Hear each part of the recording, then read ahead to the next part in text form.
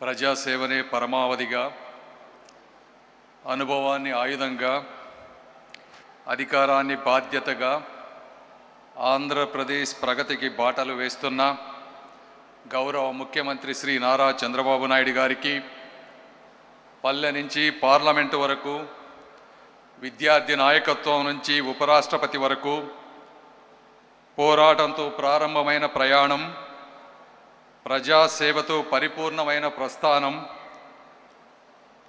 తెలుగు తేజంగా భారత ప్రజాస్వామ్యానికి చిరునామాగా నిలిచిన రాజకీయాల్లో ప్రజా విశ్వాసానికి, నాయకత్వంలో నమ్మకానికి, ప్రజాసేవలో మానవత్వానికి కథానాయకుడైనటువంటి శ్రీ నందమూరి బాలకృష్ణ గారికి, మా సహచరులు minister of state for health and chemicals Anupriya Patel గారికి, రాష్ట్ర మంత్రివర్యులు సత్యకుమార్ యాదవ్ గారికి, దామోదర్ రాజనరసింహ గారికి, వీరితో పాటుగా అన్నగారి ఆశయాల అజరామర రూపం, సహచర స్మృతి నుంచి పుట్టిన సంకల్పం, లక్షలాది కుటుంబాల విశ్వాసం, క్యాన్సర్ చికిత్సకు సజీవ సాక్ష్యం అయిన Basavatarakam Indo American cancer hospital నిర్వాహకులకు, వైద్య నిపుణులకు,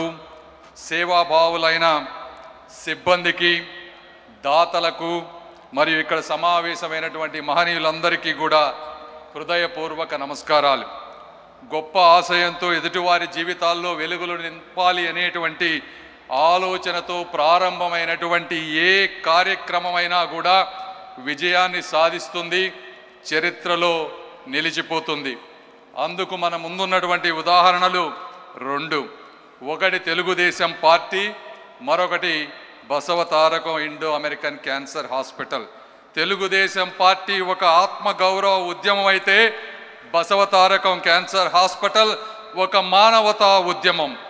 తెలుగుదేశం పార్టీ ప్రజల గౌరవాన్ని కాపాడటానికి పుట్టింది. ఈ బసవతారకం క్యాన్సర్ హాస్పిటల్ ప్రజల ప్రాణాలను కాపాడడానికి పుట్టింది. రెండింటి వెనుక ఒకే మహానుభావుడు అన్న నందమూరి తారక రామారావు గారి దూరదృష్టి, మహోన్నత సంకల్పం, గొప్ప సేవాతత్వం ఇందులో ఉంది. తెలుగువారి ఆత్మగౌరవం కోసం ఆవిర్భవించినటువంటి తెలుగుదేశం పార్టీ 40 సంవత్సరాలుగా ప్రజల హృదయాల్లో నిలిచింది.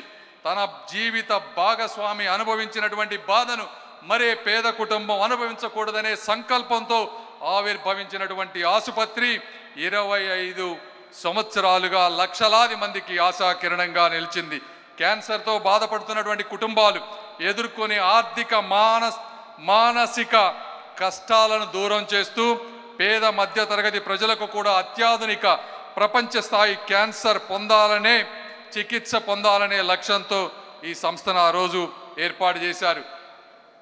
ఈ సంస్థ గొప్పదనం ఏంటంటే, ఆ రోజు ప్రధానమంత్రిగా ఉన్నటువంటి అటల్ బిహారీ వాజ్పేయి గారు కేవలం ఈ ఒక్క హాస్పిటల్ ఓపెనింగ్కి మాత్రమే వచ్చారు అంటే అది ఆ రోజు అన్న నందమూరి తారక రామారావు గారి మీద కానీ, నారా చంద్రబాబు నాయుడు గారి మీద కానీ ఉన్నటువంటి ఒక గౌరవం, అభిమానం అని ఈ సందర్భంగా నేను తెలియజేసుకుంటా ఉన్నాను.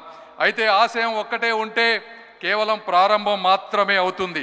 అయితే ఆచరణ ఉంటే మాత్రమే అవి ముందుకు వెళుతుంది, తరతరాలకు ఆదర్శంగా నిలుస్తుంది.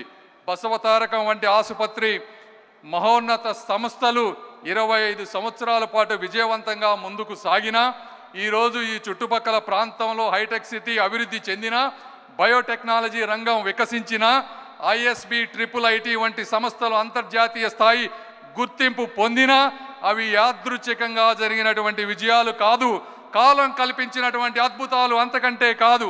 ఆలోచనలను ఆచరణంగా మలిచిన కార్యదీక్షకు, నిరంతర పర్యవేక్షకు, అంకిత భావానికి సజీవ సాక్ష్యాలు. ఆ సజీవ సాక్ష్యాలకు నాయకుడే తెలుగు జాతి ఎప్పటికీ నిలబడి ఉండే, రుణపడి ఉండే శ్రీ నారా చంద్రబాబు నాయుడు గారు. 100 పడకలతో ప్రారంభమైనటువంటి ఈ ఆసుపత్రి ఈరోజు 650 పడకలతో, 225 పడకల ఆరోగ్యశ్రీతో, 250 మందికి పైగా వైద్యుల సహకారంతో, దేశంలోనే మొట్టమొదటిసారిగా 12 మడకల బోన్ మ్యారో ట్రాన్స్ప్లాంట్తో, 3 లక్షల పైగా అవుట్ పేషెంట్లకు వైద్యం, 90,000 మందికి పైగా ఇన్ పేషెంట్ చికిత్సలు, టాటా రీసెర్చ్ సెంటర్ తర్వాత 8,000కు పైగా అత్యధిక సంవత్సరానికి శస్త్రచికిత్సలు అనేక రకాలుగా ముందుకు వెళ్తా ఉన్నారు. పేద వర్గాలకి ఆరోగ్యశ్రీ, ఆయుష్మాన్ భారత్ పథకాల ద్వారా వేలాది మందికి ఈ రోజున ఉచిత వసతి భోజన సదుపాయాలతో జరుగుతూ ఉంది. కేవలం ట్రీట్మెంట్నే కాకుండా ఇందా చూపించినట్టుగా ఈరోజు స్క్రీనింగ్కి మొబైల్ యూనిట్స్ని పెట్టారు. అత్యాధునికమైనటువంటి యంత్రాలు, అంటే దాదాపు 6 లీనియర్ యాక్సలరేటర్, ఒక్కొక్క లీనియర్ యాక్సలరేటర్ 30 కోట్లు, 6 ఉన్నాయంటే అవే 180 కోట్లు. పెట్ స్కాన్, ఇలా అత్యాధునికమైనటువంటి యంత్రాలతో ఈరోజు చికిత్స నిర్వహిస్తూ ఉన్నారు. అదేవిధంగా ఎంతోమందిని తయారు చేస్తూ ఉన్నారు. ఈ రోజున పారామెడికల్ సిబ్బందిని కానీ, నర్సింగ్ సిబ్బందిని కానీ. ఈ విధంగా క్యాన్సర్ అంటే ఈరోజు గుర్తుకు వచ్చేది బసవతారకం. ఎందుకంటే నేను కూడా గుంటూరు పార్లమెంట్ సభ్యుడిగా ఉన్నాను.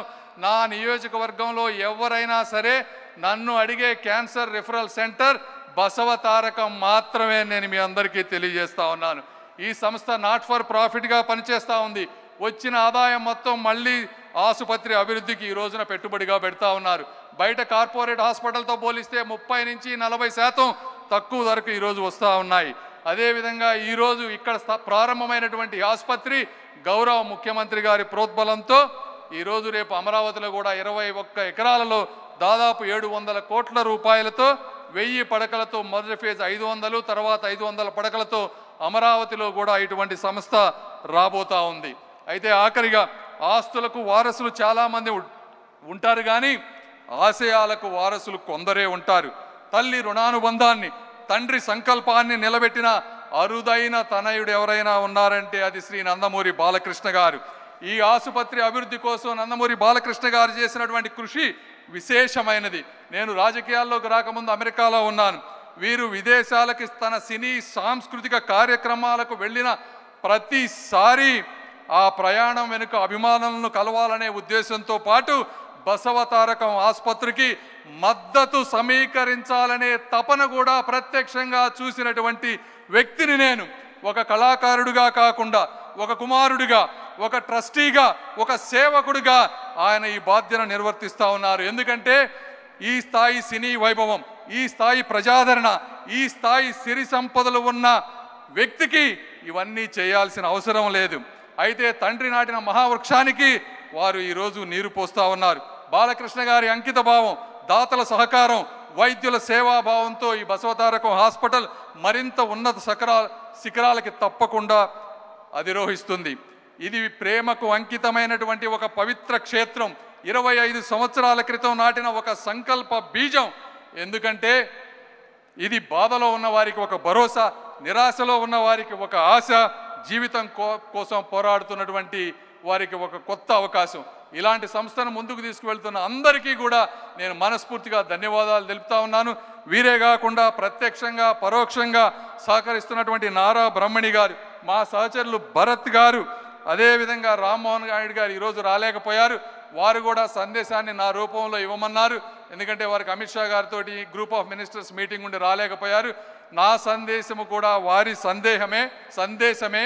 కాబట్టి ఆఖరిగా ఆ రోజు షాజహాన్ తాజ్మహల్ ప్రేమకు సాక్షిగా ఎలా కట్టి ఈ రోజుకి గుర్తు ఉందో, ఈ బసవతారకం హాస్పిటల్ అన్నగారి ప్రేమ సాక్షిగా చరిత్రలో నిలిచిపోవాలని కోరుకుంటూ నన్ను ఆహ్వానించిన మీ అందరికీ కూడా మనస్ఫూర్తిగా ధన్యవాదాలు తెలుపుకుంటూ సెలవు తీసుకుంటున్నాను.